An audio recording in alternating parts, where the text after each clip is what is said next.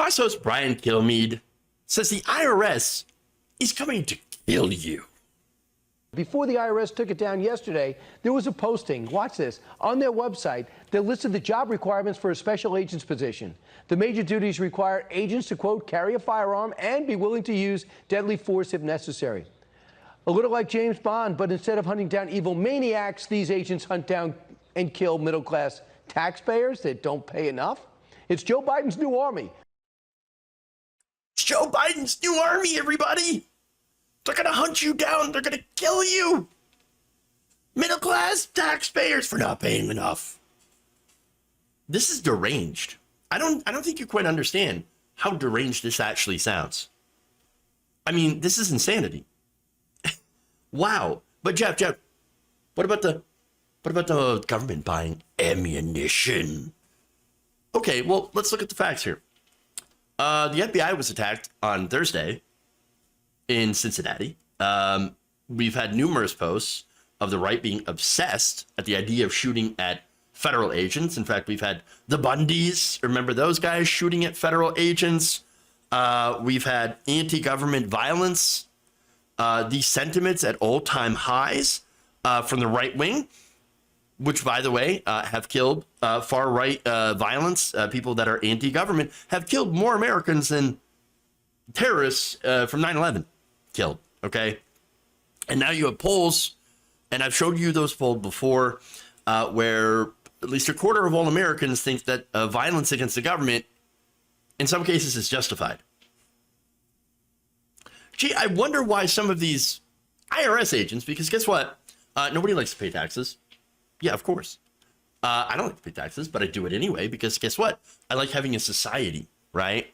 I just think the rich should be paying their fair share of taxes. And I think that maybe we should get some things back, you know, for our tax money. For example, you know, healthcare or education, things like that, and not gigantic corporate subsidies. But that's a different story. But again, when you do stories like these, and when you see all the violence, the anti-government rhetoric, especially against now the FBI, but other agencies, do you really blame them for saying, you know, we might want to actually start trying to defend ourselves from insane people? I don't like it. I get it, but I don't like it, but I get it. So let's get into the facts, right? So look, what he's talking about is the funding that's inside the Inflation Reduction Act. Now, this is about $80 billion in funding for the IRS to, basically crack down on wealthy tax avoiders, or at least some of that money is going to go to it. So now I say wealthy tax avoiders because millionaires and billionaires, that's not the middle class. On Wednesday, Treasury Secretary Janet Yellen sent a letter to the IRS Commissioner Charles Rettig, urging the agency not to use any of this funding to increase audits of Americans making less than $400,000 a year. So here's Yellen saying, don't go after the middle class. This is for the rich. Now, again, there's an important point here to be made. Does the IRS go after people who are poor? Yeah, I've talked about that before. I've talked about how generally the IRS has been going after people, auditing them, who don't have the means to fight back. One of the main reasons is the IRS says, look, we can't afford to go after the rich. We don't have the resources. We don't have the funding. We can't keep up with these, high-priced corporate lawyers. And so, we're oftentimes trying to go after these people, and we can't keep up with them. We don't have the resources. They tie us up in legal, in court for years and years, and we've got to get the revenue from somewhere. So unfortunately, we target poor people. It sucks. And again, as I mentioned, the reason that they have to do that is because they can't get that money from the rich. Now, hopefully, funding them will actually change that. And again, you might ask, yeah, but Jeff, why would you support that?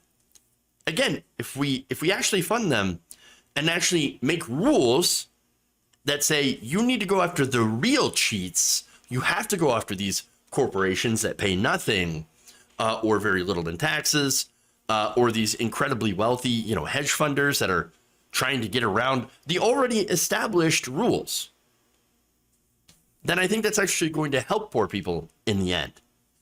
But more information here. The Treasury Department official also said that funding wouldn't just go to enforcement. It would go to cover a wide range of positions, including auditors who would go after corporate and high-end tax evaders. Now, my question is, who wouldn't like that, right? Oh, right. High income and corporate tax evaders. The answer is so simple. It's just right there. Now, the other question is, well, who do Republicans tend to work for? Oh, right. High income and corporate tax evaders. In fact, look, one of the main purposes of the Republican Party is to help rich people stay richer, to help rich people get more corporate subsidies, get more taxpayer money. That's the whole point. And so, again, they represent corporations like Amazon and help them get nothing in federal taxes, or help them pay nothing in federal taxes.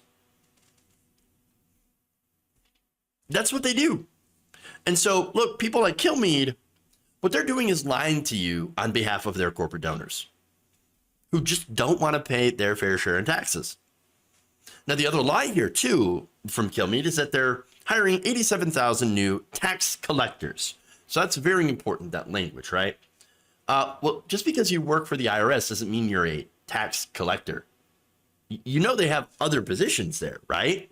So now the funding breakdown comes from, this lie first comes from a 2021 U.S. Treasury Department report that estimates that around $80 billion of funding would allow the IRS to, and this is important, incrementally hire nearly 87,000 employees by the year 2031. Most of those hires would not be additional. It would be replacements for workers retiring from existing positions, including not only IRS enforcement agents, but also customer service and technology specialists. So yes, some of that money would go to enforcement, but a lot of it was it's just to replace people that are already leaving. And so, look, here's the other thing too. I don't know if you know this, but the IRS has been defunded for decades. Like every Republican president has been like, take money out of the IRS. We don't want it. We don't like it. We don't want our rich donors to have to pay their taxes. And so as a result of that, they have this funding, this aging workforce, They have this horrible aging technology. That's why you can't get a hold of them if you call them. That's why it takes so long to process your tax returns. And so, yeah, they intentionally break these things so that they don't work, so that then they can complain about it and get your consent to dismantle it. And it's what they do with all of these different, not only public services, institutions, organizations, anything that's like government run, government funded.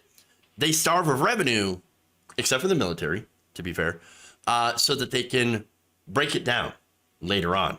Because what happens when something is starved of funding? Well, it stops working right. It starts being incredibly inconvenient. And then the same people who defund it can come out and say, well, it just doesn't work. It's broken. We should get rid of it. It's not like they haven't said openly, we want to get rid of the IRS. We want to take the cops off the beat that are there to try to enforce tax law. We want to get rid of them because we don't want to pay our taxes. We want you to pay the taxes, not our donors. And so that's the plan here, okay? Again, putting this funding back into it is good, but to them, it means rich people might actually have to start paying what they owe. And of course, they can't have that.